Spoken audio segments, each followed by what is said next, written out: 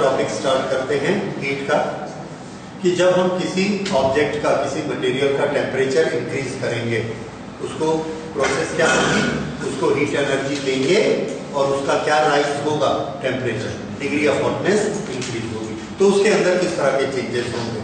तो देखिए, जब भी हम उसको हीट देते हैं तो काइनेटिक थ्योरी में हम जाकर पढ़ेंगे, शुरू से ही आप हम उसको याद करते हैं कि जब भी हम उसको हीट देते हैं मॉलिक्यूल्स ऐसा ज्यादा चलना शुरू करते हैं। एक मॉलिक्यूल को चलने के लिए कुछ स्पेस चाहिए जिसमें वो अपनी एक्टिविटी सब कर सके। अगर उसकी एक्टिविटी का लेवल बढ़ जाता है तो उसको ज्यादा स्पेस चाहिए। जैसे एक छोटा बच्चा एक पालने में ही रह जाता है, उसको उतना ही स्पेस लगता है। जब वो बड़ा होता है तो उसको एक ज्यादा बड़ी जगह चाहिए, पूरे बेड में आता है, और बड़ा हो जाता है तो वो क्या कहता है, मेरे को अलग कमरा चाहिए। फिर वो हमारे जितना बड़ा हो जाता है तो उसको अलग मकान चाहिए। क्यों? ये नेचर है और हमारी एक्टिविटी लेवल बढ़ते जाती है, इसमें किसी का दोष नहीं है। चूंकि हमारा एक्टिविटी लेवल बढ़ता है, हमको पढ़ना भी है, हमको खेलना भी है, हमको खाना भी खाना है, खाना बनाना भी है, और बाथरूम भी चाहिए, रसोई भी चाहिए, तो हमको जगह बड़ी चाहिए। तो जिसकी जितनी ज्यादा एक्टिविटी होती जाएगी, मॉलिक्यूल के रेफरेंस में ये क्या है, वो सिर्फ ऐसे ऐसे हिल रहा है, इतनी जगह दे देंगे ऐसा होगा। अगर हमने हीट दे दी ऐसा ऐसा हिल तो उसको जगह ज्यादा चाहिए। ठीक है, तो जब भी हम किसी मटेरियल को हीट देते हैं तो उसकी मॉलिक्यूल्स की एक्टिविटी इंक्रीज होती है, इसलिए उसको स्पेस ज्यादा चाहिए। दो मॉलिक्यूल टकराना शुरू कर देते हैं तो ये क्या होता है, ये इधर खिसक जाता है, ये इधर खिसक जाता है, अब ये ऐसे ऐसे हिल सकते बिना टकराए। तो एक्शन क्या हुआ, हमने हीट दी, ये ऐसा चलना शुरू कर। तो ये कैसे हो गए, दूर हो गए। दूर होने से हम क्या देखते हैं, जो चीज पहले इतनी लंबी थी वो इतनी लंबी नहीं। क्यों? सब मॉलिक्यूल थोड़ा थोड़ा दूर हो गए तो वो चीज क्या हो गई, एक्सटेंड हो गई। This is expansion due to heat. तो जब भी किसी चीज को हम गर्म करेंगे उसके साइज का क्या होगा, बढ़ जाएगा। ठीक है, so this is the reason for expansion due to heat. अच्छा, that is thermal expansion. Heat से जो भी एक्शन होते हैं, थर्म मीन्स हीट, थर्म, तो this is thermal expansion. Thermal expansion में अब जब ये स्पेस ज्यादा लेता है उसमें एक्सपेंशन होता है। तो एक्सपेंशन किस चीज का होगा, लेंथ का, एरिया का, वॉल्यूम का? तो आंसर है वॉल्यूम का। एक्सपेंशन किस में होगा, वॉल्यूम का, क्योंकि हमको नहीं मालूम है कि वो ऐसे ऐसे ही चलता है, कोई ऐसे भी चलता होगा, कोई ऐसे भी चलता होगा, तो सब तरफ स्पेस बढ़ता है। ठीक है, अब सब तरफ स्पेस बढ़ता है तो हम उसको नापना चाहते हैं कि कितना बढ़ता है, उसका मेजरमेंट करना चाहते हैं, because physics is a science of measurements. तो हमको मेजरमेंट उसका करना है और उससे हमको अपनी साइंस को डेवलप करना है। तो जब हम उसका एक्सपेंशन करने जाते हैं तो हम क्या देखते हैं कि most of the things what we are using is having a shape of length. Solid जितनी चीजें हम यूज करते हैं, जैसे तार, रोप यूज करते हैं, ट्रेन की लाइन यूज करते हैं, इन सब चीजों में लेंथ, एरिया और वॉल्यूम, इन तीनों में से कौन सी चीज सबसे ज्यादा है, लेंथ। तो जब इसमें इंक्रीज होता है तो वॉल्यूम का इंक्रीज होता है, वॉल्यूम का इंक्रीज होता है, लेंथ की भी इंक्रीज होती है, विड्थ की भी होती है और हाइट की भी होती है, तीनों की। लेकिन अगर आपको इस तरह से, ये एक हमने रेल की पटरी दी या एक वायर दी, इसको हमने तीनों तरफ फैलाया तो ये तीनों तरफ 2% फैल गया, 2%। ये इतना छोटा है कि ये 2% फैलेगा, नहीं दिखेगा। ये इतना छोटा है, 2% फैलेगा, नहीं दिखेगा। ये इतना बड़ा है, ये 2% फैलेगा तो दिखेगा। तो हमने क्या कहा कि इसको हमने हीट किया तो ये क्या हो गया, लंबा हो गया। कौन सा एक्सपेंशन हुआ, लीनियर। क्यों? क्योंकि इसकी विड्थ और डेप्थ दोनों नेग्लिजिबल है। तो ऐसी जितनी चीजें होती हैं जिसकी विड्थ और डेप्थ नेग्लिजिबल होती हैं, उसका जब हम टेम्परेचर राइज करते हैं, उसको हीट देते हैं, तो उसमें एक्सपेंशन किसमें विजिबल होता है? लेंथ में। तो हम उसके लेंथ के एक्सपेंशन को काउंट करते हैं, और बाकी ये जो एक्सपेंशन हो रहा है, ये हो रहा है, इसको नेग्लेक्ट कर देते हैं। हमारी फिजिक्स की साइंस शुरू से ही ऐसी चलते आ रही है कि हम बहुत छोटी चीजों को नेग्लेक्ट करते जाते हैं, अदरवाइज हम कैलकुलेशन नहीं कर पाएंगे। इसीलिए आपने पढ़ा हुआ है कि हमको किसको राइट ऑफ कर देना है और कितने सिग्निफिकेंट फिगर्स को रखना है। तो ये फिजिक्स में हर टॉपिक में आएगा, हर जगह पर आएगा। तो यहां पर हम किसको नेग्लेक्ट कर रहे हैं? Expansion in width, expansion in depth, सिर्फ किसको काउंट कर रहे हैं? और इसको हम कहेंगे लीनियर एक्सपेंशन। Linear expansion. इसमें हमने किस किस को नेग्लेक्ट कर दिया? विड्थ और डेप्थ। अब अगर हमने एक लोहे की शीट ली तो उसके पास लेंथ भी है और उसके पास विड्थ भी है। क्या नहीं है? थिकनेस। उसको गर्म किया, वो फैली, उसका क्या क्या बढ़ेगा? लेंथ भी और विड्थ भी, यानी उसका एरिया बढ़ेगा, काफी बढ़ेगा, क्योंकि विड्थ भी बहुत है। तो अगर 2-2% दोनों बढ़ जाए तो दोनों ऐसे बढ़ेंगे तो टोटल एरिया बढ़ जाएगा। लेकिन मोटाई नहीं बढ़ेगी तो हम क्या बोलेंगे? वॉल्यूम तो कोई खास नहीं बदला, लेकिन एरिया बढ़ गया। तो ऐसे एक्सपेंशन को क्या कहेंगे? Areal expansion. इसी तरह से अब आप समझ गए तीसरा किसमें होगा? Volumetric expansion. किसमें? हमने एक बर्तन में पानी भरा हुआ है, तो पानी के पास वॉल्यूम है, उसके पास लेंथ भी है, विड्थ भी है और डेप्थ भी है। किसी बर्तन में गैस भरी हुई है, एटमॉस्फेयर में गैस है, हमने गर्म किया तो गैस की लंबाई भी बढ़ गई, चौड़ाई भी बढ़ गई, मोटाई भी बढ़ गई, और तीनों एक समान ऐसा बढ़ेंगे। तो ये जो एक्सपेंशन को हमने मेजर किया, इसको क्या बोलेंगे? वॉल्यूमेट्रिक एक्सपेंशन या बल्क एक्सपेंशन। तो लीनियर, एरियल और वॉल्यूमेट्रिक, ये तीन तरह के एक्सपेंशन हम काउंट करते हैं। हम काउंट करते हैं, ऐसा नहीं कि तीन तरह के होते हैं, होता तो एक ही है। कौन सा? वॉल्यूम। क्योंकि मॉलिक्यूल टू मॉलिक्यूल डिस्टेंस बढ़ता है तो सब तरफ बढ़ेगा, लेकिन जब हम उसकी लेंथ को कंसीडर करेंगे, विड्थ और डेप्थ को नेग्लेक्ट करेंगे, तो उस एक्सपेंशन को क्या बोलेंगे? लीनियर। और जब एक डायमेंशन नेग्लेक्ट करके दो डायमेंशन को लेंगे, एरियल, और तीनों को लेंगे तो वॉल्यूम। तो इन तीनों को बारी बारी से स्टडी करते हैं। सबसे पहले लीनियर एक्सपेंशन। अब हम क्या मानकर चल रहे हैं कि किसी चीज को हम हीट करते हैं, टेम्परेचर देते हैं, तो उसकी लेंथ बढ़ जाती है। तो उसमें हमने एक क्वांटिटी बनाई कि उस ऑब्जेक्ट की, उस मटेरियल की एक यूनिट लेंथ हमने ली, 1 मीटर लेकर उसकी लंबाई नापी।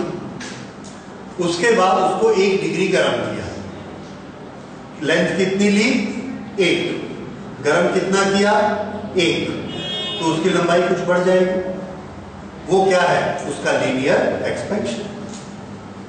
और चूंकि 1 में लिया है, इसलिए हम उसको बोलेंगे coefficient. So that is coefficient of linear expansion, और उसको हमने मान लिया अल्फा। ठीक है?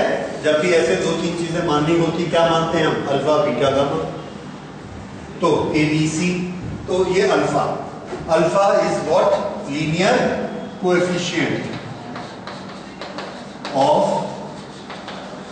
Linear expansion. अल्फा। कितनी लंबाई ली थी? 1 मीटर। कितना टेम्परेचर बढ़ाया? नोट कर लीजिए। इफ ना, ऐसा लिखिए उसको, सेंटेंस ठीक से फॉर्म कर लेते हैं। Coefficient of linear expansion,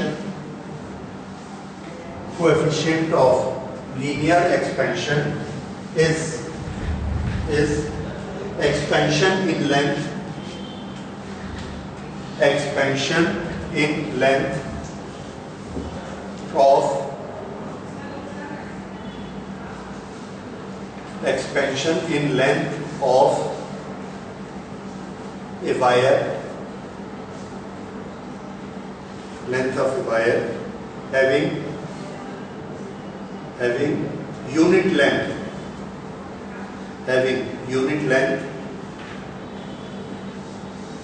when its temperature is increased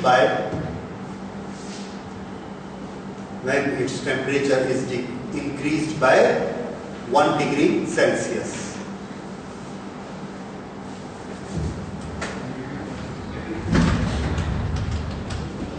okay, अब हम देखते हैं कि एक्सपेंशन होता कितना है, नई लेंथ कितनी बनती है।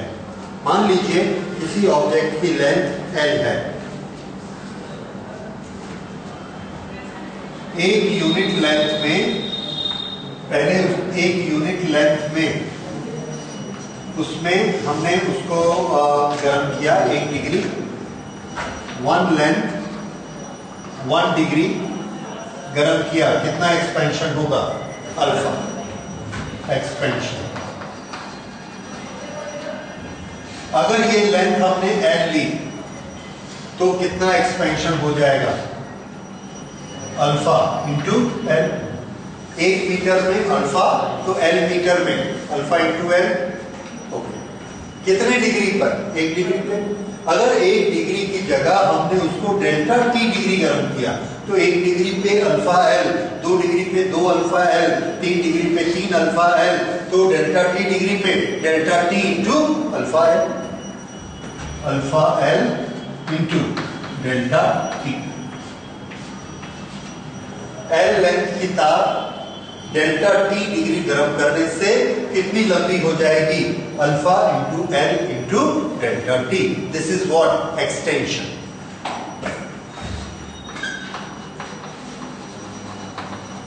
Extension due to heat. ये आ गया एक्सटेंशन। अगर ये एक्सटेंशन ड्यू टू हीट है तो टोटल लेंथ कितनी हो जाएगी? तो शुरू में लेंथ कितनी थी? L, और ये उसमें एक्सटेंशन हुआ तो टोटल लेंथ। ऐसा करते हैं, शुरू की लेंथ को हम मान लेते हैं L0, स्टार्टिंग लेंथ। ये एक्सटेंशन हुआ। ओके, जब ये गर्म होकर फैल गई तो इसकी टोटल लेंथ कितनी हो जाएगी? आंसर है L0 प्लस ये extension, L0 alpha into delta T. ये क्या हो गई? Total length. किस टेम्परेचर पे? टी टेम्परेचर पे गर्म होके। इस टोटल लेंथ को हमने मान लिया L विदाउट नॉट L, तो इसको हम क्या लिख सकते हैं? L। तो L is equal to original length, L original plus L into alpha into delta T. ये इक्वेशन समझ आया? इसमें से और L0 को बाहर निकाल दीजिए।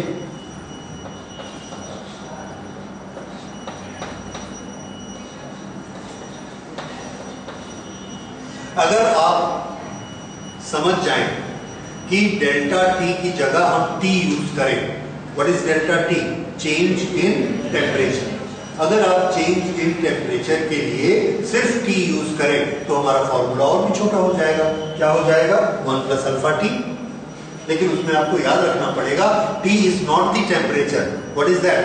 चेंज इन टेम्परेचर, जितना हमने उसको राइज किया। इसलिए हम वहां पे अल्फा लिख देते, अल्फा के साथ डेल्टा लिख देते हैं ताकि हमको याद रहे this is a change in temperature, so this is L। ये हो गया लीनियर एक्सपेंशन। तो लीनियर एक्सपेंशन का कोएफिशिएंट क्या होता है? Alpha, which is change for 1 metre 1 degree. नई लेंथ हमको इस इक्वेशन से मिलती है। L0 is original length, L is the extended length. ठीक है, तो ये हो गया लीनियर एक्सपेंशन। और इसके बाद हम अगला लेते हैं एरियल एक्सपेंशन। अब एरियल एक्सपेंशन और वॉल्यूमेट्रिक एक्सपेंशन,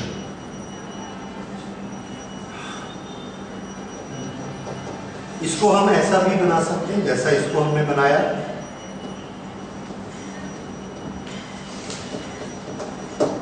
इसमें और बहुत सारी चीजें आ सकती हैं, जैसे L equal to L0 plus L0 alpha T।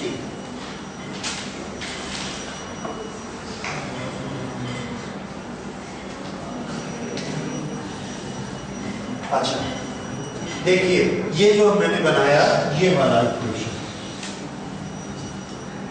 इस इक्वेशन में L0 को इधर ले जाते हैं, तो ये क्या हो गया, L minus L0 is equal to L0 alpha T. L0 alpha T ये क्या चीज है, एक्सटेंशन। तो एक्सटेंशन को हम क्या लिख सकते हैं, L0 ओरिजिनल लेंथ थी और बढ़ के कितनी हो गई L, तो L minus L0 is extension. This is equal to alpha into delta t. L minus L0 is delta L is equal to alpha into delta t. This is extension. इसको ऐसा भी लिखा जा सकता है, ओके। नहीं कुछ गड़बड़ है वहां, ओके।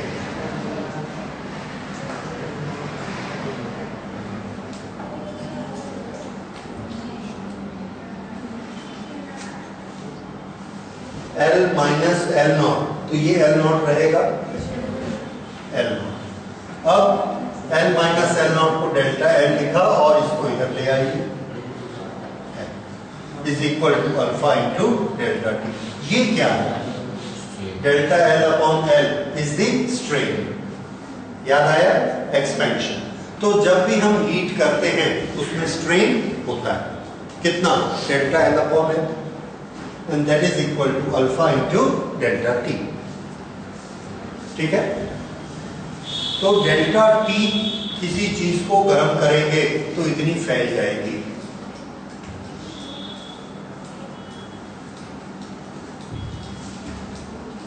अब यहां पर एक और चीज मैं बता सकता हूं आपको, ये थोड़ा सा कॉम्पिटिटिव में काम आएगी आपको, कॉम्पिटिटिव एग्जाम के। वो ऐसी है कि जब हम किसी तार को एक्सपेंड करना चाहते हैं तो हमारे पास दो तरीके हैं, या तो उस पर हम फोर्स लगाएं, उसमें स्ट्रेन पैदा करें और वो लंबी हो जाएगी। हमने यहाँ पर एक तार ली, इसी टेम्परेचर को चेंज नहीं किया और नीचे में 1000 न्यूटन फोर्स लगाया, उसमें एक स्ट्रेन पैदा हो गया डेल्टा L अपॉन L। ठीक है, डेल्टा L अपॉन L, उसमें स्ट्रेन पैदा हुआ 0.1%। कितना फोर्स लगाया, 1000 न्यूटन। अच्छा, अब दूसरी चीज सुनिए, हमको मालूम है कि जब वो 1% फैली हुई है, 0.1% फैली हुई है, तो वो ऊपर की तरफ जाना चाहती है, कितने फोर्स से, 1000 न्यूटन से ऊपर जाना चाहती है, करेक्ट। हमने लगाया हुआ है इसलिए वो रुकी हुई है, एक्सटेंड हो गई। अब हमको ये मालूम है कि वो वापस जाएगी, फोर्स लगा रही है 1000 न्यूटन। फिर से सुनिए, फिर से हमने वो तार ली, अब हमने उसको हीट किया, हीट करके, हीट किया, ये हीट करके delta L upon L temperature rise करके हम ले आए, कितना, 0.1%। 0.1% उसको किया, फैल गई, अब वो फोर्स नहीं लगा रही, क्यों, क्योंकि उसका एक्सपेंशन किसके कारण है, टेम्परेचर के कारण। क्या हम उस पर फोर्स लगा रहे हैं, तो आंसर है हम उस पर डायरेक्ट फोर्स तो नहीं लगा रहे, पर हीट लगा के हमने अंदर से लगवाया हुआ है, उसके कारण वो फैली हुई है, लेकिन ये अब उसमें उसकी लंबाई बढ़ गई। हमने क्या किया, इस गर्म तार को यहां पर दीवार से बांध दिया और उसके साथ इस दीवार से बांध दिया, दोनों में तान के उसको बांध दिया। उसके बाद हमने उसको ठंडा कर दिया। अगर हम उसको ठंडा कर देंगे तो उसको वापस अपनी लेंथ पे आना है, कितनी लेंथ पर आना है उसको, L0, क्योंकि अब हमने इसका डेल्टा T वापस कर दिया, तो L लेंथ जो उसकी हो चुकी थी उससे अब वो किस पर वापस आएगी, L0 पर आएगी, लेकिन हमने उसको दोनों तरफ बांध दिया। क्योंकि हमने उसको दोनों तरफ स्क्रू करके बांध दिया है तो L0 पे तो नहीं आ पाएगी, तो क्या करेगी, तो आंसर है ये जो लेंथ L है उसी पे रहेगी, अगर वो उस पे रहेगी लेकिन उसको आना कहाँ है, L0 पे, तो अब क्या केस हो गया कि उसकी ओरिजिनल लेंथ क्या है, L0, हमने खींच के कहाँ बांध दिया उसको, L पे, तो उसमें एक्सपेंशन आ गया, उस एक्सपेंशन के कारण उसमें स्ट्रेस आ गया। फिर से देखो टेम्परेचर कैसा है, ठंडा, ठंडे टेम्परेचर में हमने लेंथ कैसे बढ़ाई थी, फोर्स लगा के, ये वही वाला केस आ गया। अब उसकी लेंथ बढ़ी हुई है, टेम्परेचर ठंडा हो गया है, तो उसके अंदर स्ट्रेस पैदा हो गया, उसके कारण L फैली हुई है, उसमें स्ट्रेस पैदा हो गया। कितना हमको मालूम है, डेल्टा L अपॉन L होने से स्ट्रेस 1000 न्यूटन होता था, तो अब ये कितना इसके बीच में स्ट्रेस आ गया, 1000 न्यूटन। तो उसने इस दीवार को 1000 न्यूटन से खींचना शुरू कर दिया। ठीक है, तो हम दो मशीनों के बीच, हम दो मशीनों को ऐसे खींचना चाहते हैं, दो पार्ट्स को। हमारे पास इतनी ताकत नहीं है कि हम उसको खींच लें, हमारे पास कोई मशीन भी नहीं है कि हम उसको खींच लें। तो हम क्या करते हैं, चार तार को खूब गर्म करके ऐसा टाइट बांध देते हैं चार कोना में, और फिर उसको ठंडा कर देते हैं। ठंडा करेंगे तो क्या होगा, चारों तार छोटे होंगे, छोटे होके उसको ओरिजिनल लेंथ पे वापस आना है, स्ट्रेस पैदा करेंगे, स्ट्रेस करके इसको खींच देंगे। इस तरह से हम फोर्स अप्लाई कर सकते हैं। कितना फोर्स अप्लाई कर सकते हैं, ये न्यूमेरिकल आपको आता है। इस न्यूमेरिकल को हम कैसे बनाएंगे, फोर्स कैसे पैदा होगा, समझ में आ रहा है ना। हमने लंबाई किससे बढ़ाई, हीट से, और फिर हीट वापस कर ली तो उसको लंबाई को छोटा होना है, पर हम होने नहीं देते तो उसके अंदर स्ट्रेस पैदा हो जाता है, और वो स्ट्रेस इस स्ट्रेन के कारण है। तो अब आप ये बताइए, डेल्टा L अपॉन L को इलेक्ट्रिसिटी के फॉर्मूला में ले जाइए और देखिए कितना फोर्स पैदा होता है अगर हम strain delta L upon L करना चाहते हैं। तो हमको फॉर्मूला मालूम है, y is equal to F upon A delta L upon L। तो डेल्टा L अपॉन L को इधर ले आइए, delta L upon L is equal to F upon A into 1। ठीक है, तो F किसके बराबर होगा, सॉरी मुझे F निकालना चाहिए। F is equal to how much, delta L upon L multiplied by A multiplied by Y, and Y has a very large value. तो देखिए, इसलिए ये फोर्स भी कैसा होगा, the force will be very large. Y की value हमने देखी हुई है इलास्टिसिटी में। ओके, Y की वैल्यू स्टील के लिए, क्या आप में से किसी ने याद किया है स्टील का Y कितना होता है?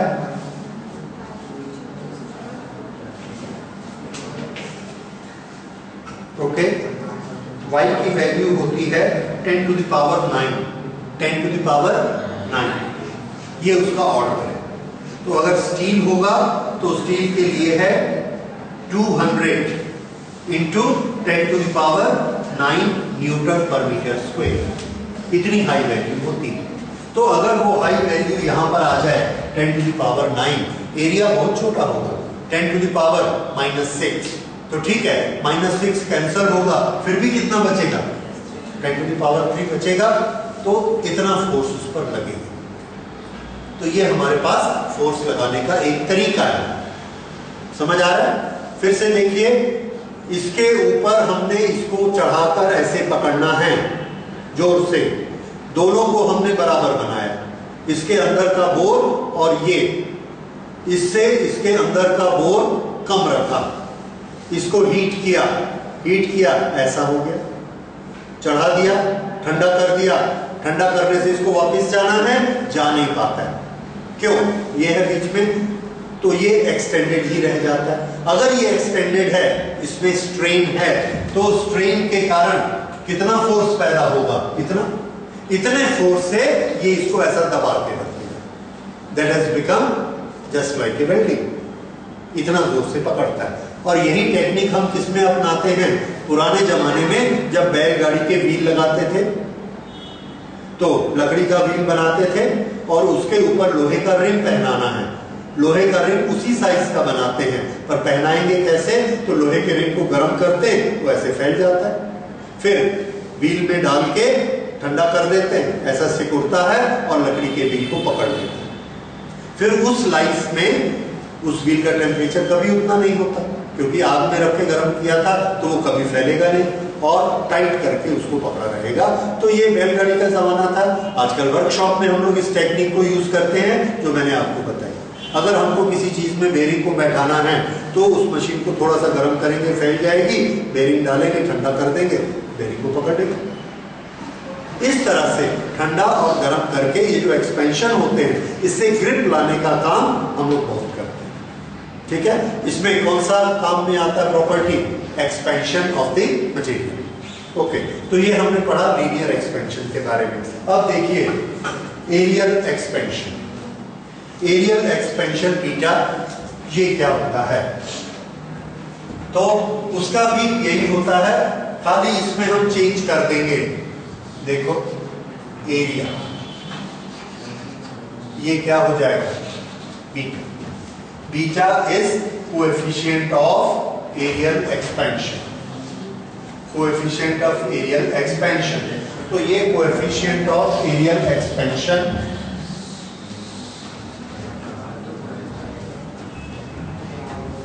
इसका फॉर्मूला क्या बनेगा? This is 1 unit area heated by 1 degree Celsius, then whatever is the expansion in area will be known as coefficient of aerial expansion, that is beta. फिर से area original 1 meter heated by 1 degree, the increase in area is coefficient of aerial expansion, और उससे हम last में formula क्या बना लेंगे? ये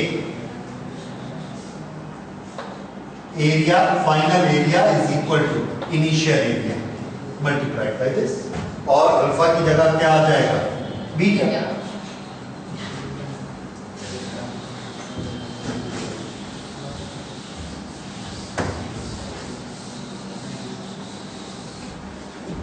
एरिया के लिए हो गया। अब वॉल्यूमेट्रिक का तो आप खुद बना देंगे बड़े अच्छे से। क्या होगा? ओरिजिनल वॉल्यूम कितना लेना? Unit 1 metre cube. टेम्परेचर कितना राइज करना? 1 डिग्री। जितना वॉल्यूम बढ़ जाएगा वो क्या होगा? उसका कोएफिशिएंट ऑफ वॉल्यूमेट्रिक एक्सपेंशन।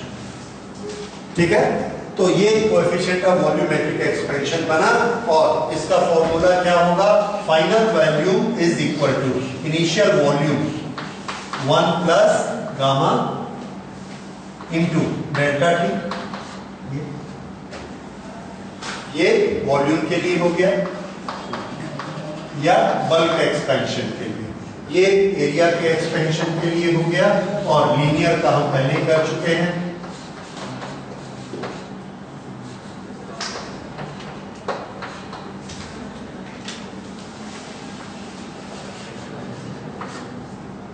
इस तरह से ये तीनों एक्सपेंशन के फॉर्मूले बने।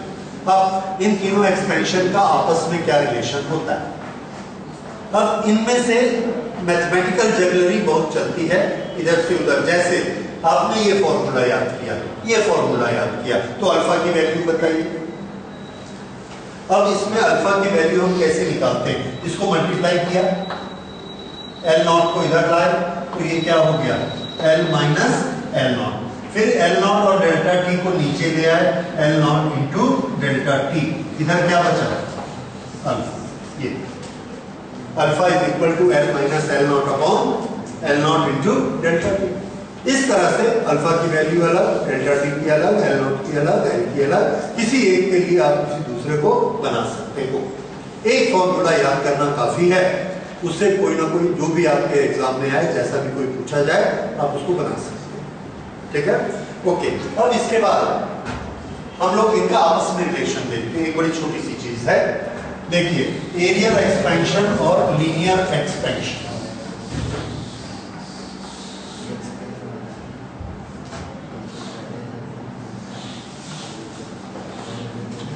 ये एक लैमिना है, प्लेट है, जिसका लेंथ है ए। इसको हमने हीट किया, ओके। ए भी नहीं, और इसको इजी करते हैं, इसकी लेंथ है 1 यूनिट लेंथ। इसको हमने गर्म किया, गर्म करने से इसकी लेंथ बढ़ गई ऐसे। कितनी बढ़ेगी? इसका लीनियर एक्सपेंशन का कोएफिशिएंट है अल्फा। तो 1 मीटर में 1 डिग्री में कितना बढ़ना है इसमें? अल्फा। तो ये ऐसा बढ़ गया कितना? अल्फा।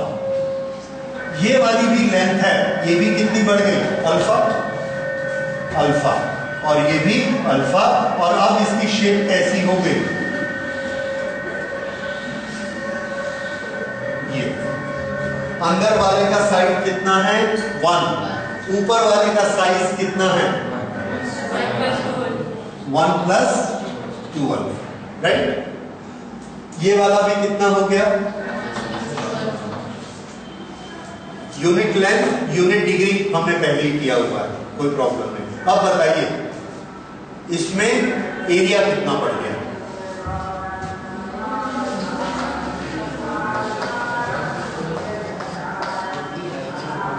ये हुआ एरिया, ये हमने बनाया area. This is 1 square plus 4 alpha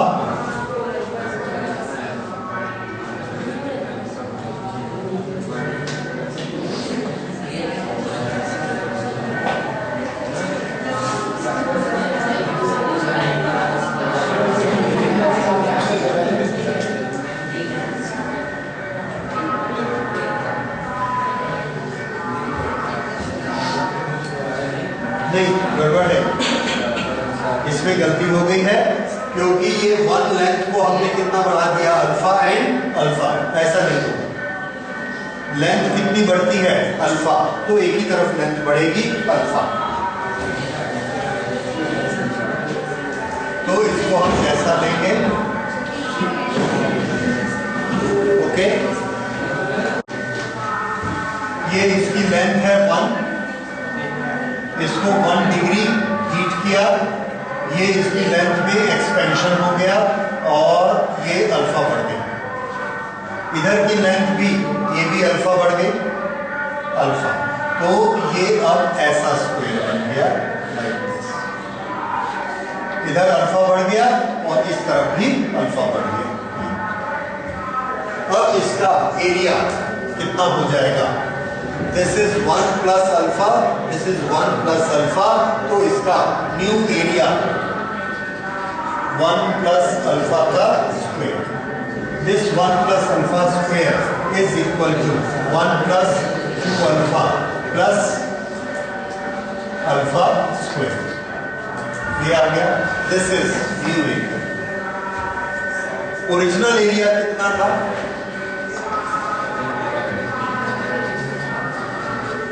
original area 1/1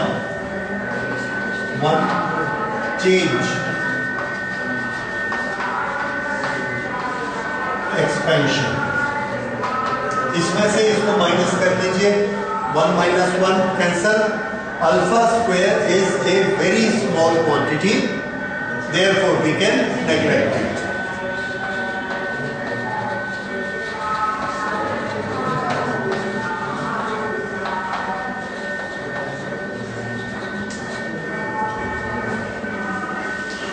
Original area 1. Therefore, change this minus this is equal to 2 alpha. Okay. अब इसका ओरिजिनल एरिया कितना था? 1/1.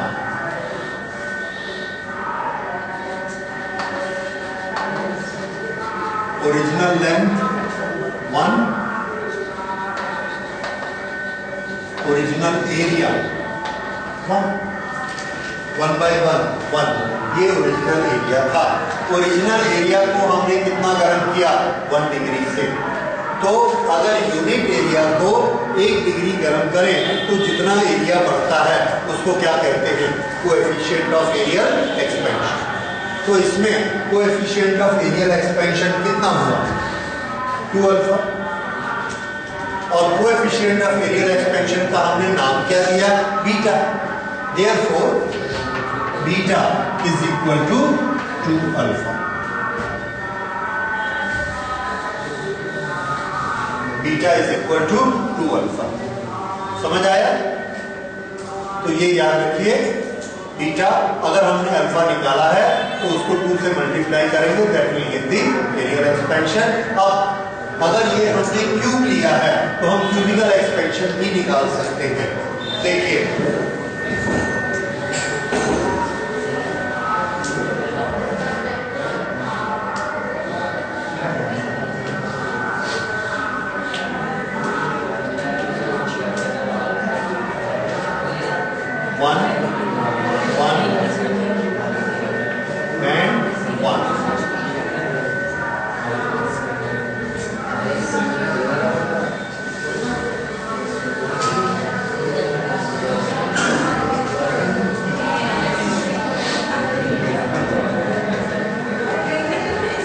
हमने इसको 1 डिग्री से गर्म किया।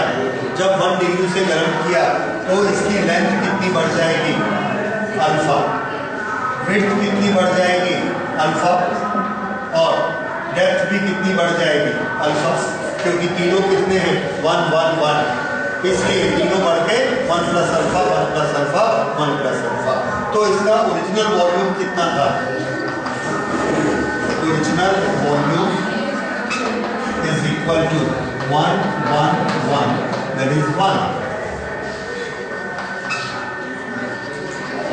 Expanded volume is equal to 1 plus alpha cube. 1 plus alpha cube, क्या आपको मालूम है ये कितना होता है 1 plus alpha का cube? Very good, 1 cube plus 3, 1 का square into alpha plus 3, 1 into alpha square plus alpha cube.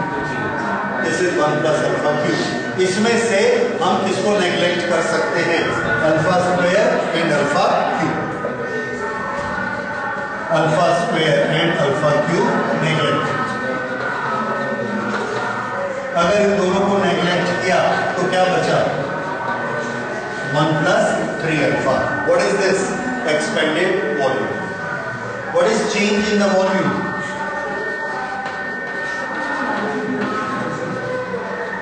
Change in volume. ये नया वॉल्यूम है 1 plus 3 alpha, ये पुराना वॉल्यूम है 1। तो एक्सपेंशन कितना हुआ, चेंज कितना आ गया, 3 अल्फा।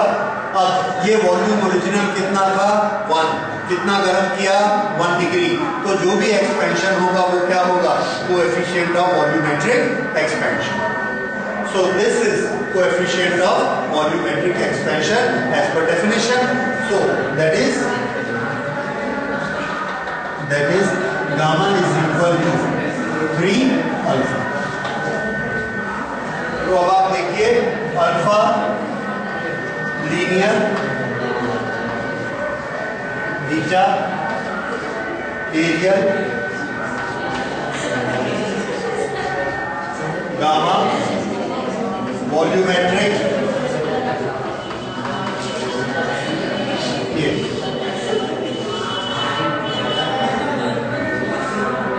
तो हम एक अल्फा की वैल्यू याद रखते हैं और साथ में क्या याद रखते हैं, areal expansion 2 alpha, volumetric expansion 3 alpha. हमको बीटा गामा की जरूरत ही नहीं पड़ती, ठीक है। तो ये तरीका याद रखिए, areal expansion and volumetric expansion, alpha 2 alpha 3 alpha.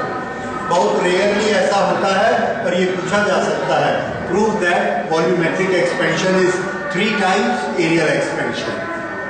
This how you will prove it, ठीक है।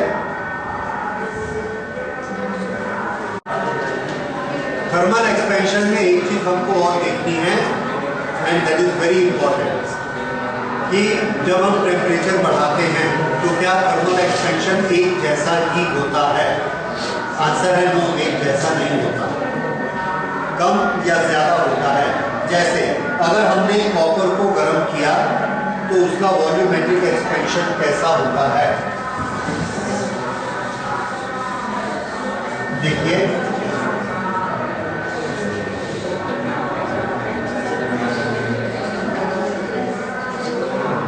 कॉपर को जब हम गर्म करते हैं तो टेम्परेचर बढ़ाएंगे और उसका वॉल्यूमेट्रिक बढ़ेगा टेम्परेचर, ऐसा इंक्रीज किया। यहाँ पर कौन बढ़ा? Alpha volumetric. देखिए अब हमने नाम बदल दिए, बीटा गामा यूज नहीं करेंगे। Alpha L, alpha A and alpha B. Alpha L क्या होगा? Linear, A areal, V volumetric. ये अल्फा वॉल्यूमेट्रिक। और ये हमने देखा शुरू में टेम्परेचर बढ़ता है तो ये लीनियर बढ़ता है। दैट इज जितना टेम्परेचर बढ़ेगा उतना अल्फा वी की वैल्यू बढ़ती है। तो अल्फा वी कांस्टेंट नहीं है, बढ़ता जाता है और बाद में जाकर ये इसकी वैल्यू और ज्यादा बढ़ती है।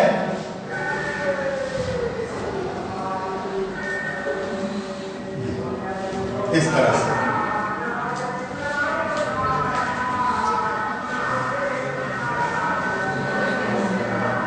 यहां पर जाकर हम देखते हैं कि इसकी वैल्यू ऑलमोस्ट कांस्टेंट हो जाती है। शुरू में बढ़ता है फिर बाद में जाके कांस्टेंट हो जाता है। और ये टेम्परेचर है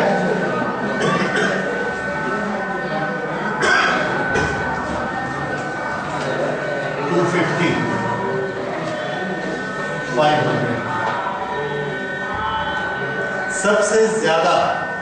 सबसे ज्यादा सरप्राइजिंग वॉल्यूमेट्रिक एक्सपेंशन होता है वाटर का। Why it is surprising? जब हम उसका टेम्परेचर कम करते हैं या बढ़ाते हैं, कम करने की बात करते हैं, जब उसका टेम्परेचर कम करेंगे तो उसका वॉल्यूम क्या होना चाहिए? कम होना चाहिए। वॉल्यूम कम होते जाता है। एक पर्टिकुलर टेम्परेचर आता है, उसके बाद अगर टेम्परेचर कम करते हैं तो वॉल्यूम फिर बढ़ने लगता है। ये उसका बिहेवियर। तो उसका हमने ग्राफ बनाया, that is graph for water.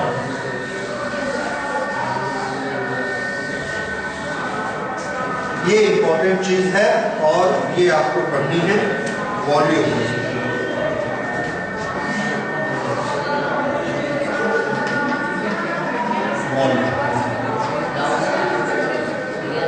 Water and volume is, और इधर नीचे हमने लिया टेम्परेचर।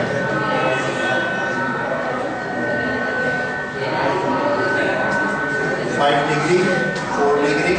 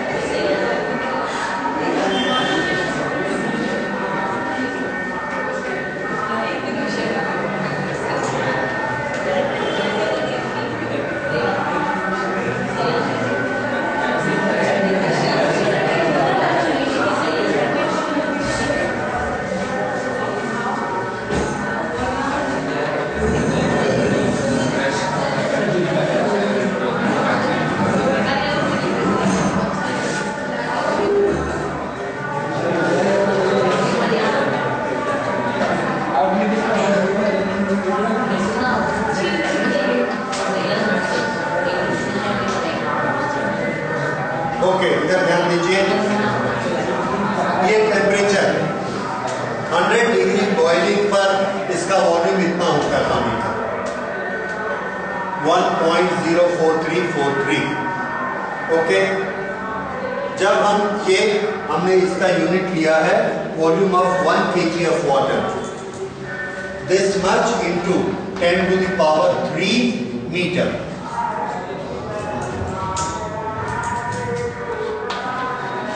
वन kg वाटर, तो 1 kg वाटर का वॉल्यूम इतना होता है। कितने टेम्परेचर पर? 100। कम करते जा रहे हैं टेम्परेचर, वॉल्यूम कम होते जा रहा है। होते होते होते ये कौन सा टेम्परेचर है? 4 डिग्री। 4 डिग्री पर ये कितना हो जाता है? 1000 मीटर क्यूब, 1000 मीटर की। ये इसका वॉल्यूम आ गया। और हमने ठंडा किया 3 डिग्री, 2 डिग्री, 1 डिग्री, 0 डिग्री। बर्फ बनने के जस्ट पहले उसका वॉल्यूम फिर बढ़ जाता है, बढ़ के कितना हो जाता है 0.0013। ये पानी का बिहेवियर होता है। अच्छा, पूरे समय में हमने मास कितना लिया 1 kg। 1 kg में इस वॉल्यूम को डिवाइड किया, 1 kg में इस वॉल्यूम को डिवाइड किया। जब इस वॉल्यूम को डिवाइड किया 1 डिवाइडेड बाय 1, डेंसिटी कितनी आई 1। लेकिन जब इससे इसको डिवाइड करेंगे तो डेंसिटी कैसी हो जाएगी, कम हो जाएगी। इससे जब इसको डिवाइड करेंगे तो डेंसिटी कैसी होगी 1 से कम हो जाएगी। इस समय डेंसिटी कैसी होगी 1। यानी 4 डिग्री पर डेंसिटी कैसी रहती है मैक्सिमम। 4 डिग्री पे डेंसिटी कैसी होती है मैक्सिमम। अब अगर हम इसका डेंसिटी का ग्राफ बनाते हैं तो डेंसिटी का ग्राफ इससे उल्टा बनता है। ये डेंसिटी का ग्राफ बनाएंगे that will be like this. और सबसे ज्यादा डेंसिटी हमको किस पर मिलती है 4 डिग्री पे। दिस इज डेंसिटी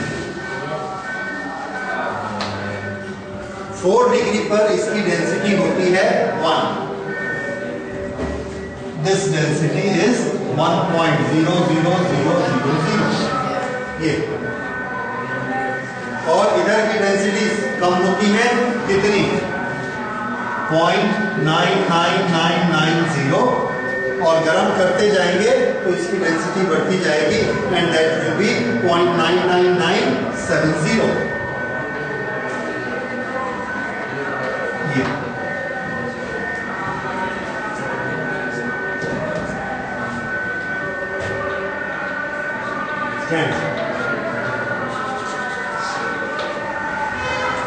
देखिए, अब अगर हमने 10 डिग्री से टेम्परेचर कम किया तो डेंसिटी क्या हो रही है, बढ़ रही है।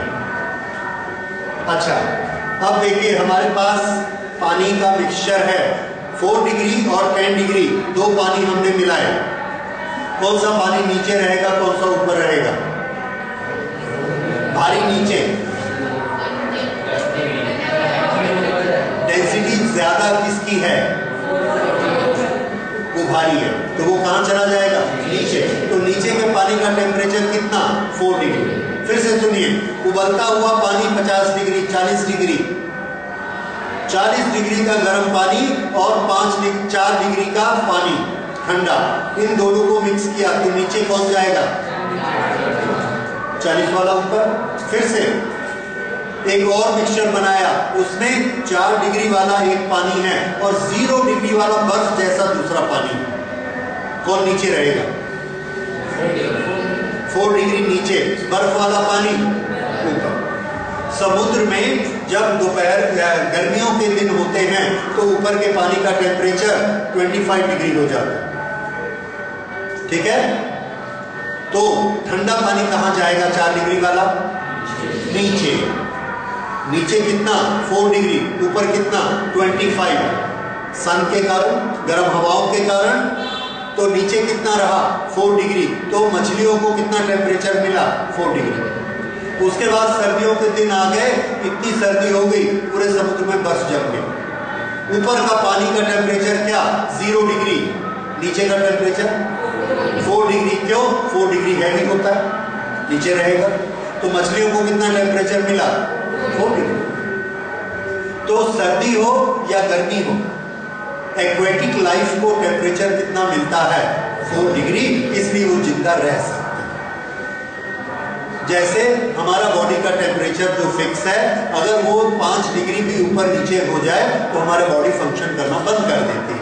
वैसे एक्वेटिक लाइफ के साथ भी है, उनको थोड़ा सा गर्म पानी मिले या ठंडा मिले, उनकी डेथ हो जाएगी, तो सर्वाइव नहीं कर सकते। तो नेचर ने ऐसा सिस्टम बनाया है कि उनका पानी का टेम्परेचर हमेशा 4 डिग्री रहता है। This is wonder of nature, this is wonder of physics, कि पानी एक ऐसी चीज है जो 4 डिग्री से ठंडा करोगे तब भी ऊपर आ जाएगा, 4 डिग्री से गर्म करोगे तब भी ऊपर आ जाएगा, क्योंकि 4 डिग्री पे उसकी डेंसिटी सबसे ज्यादा, वॉल्यूम सबसे कम, ठीक है। So this is about volume and density of water. ठीक है, so we will close it today. Thank you.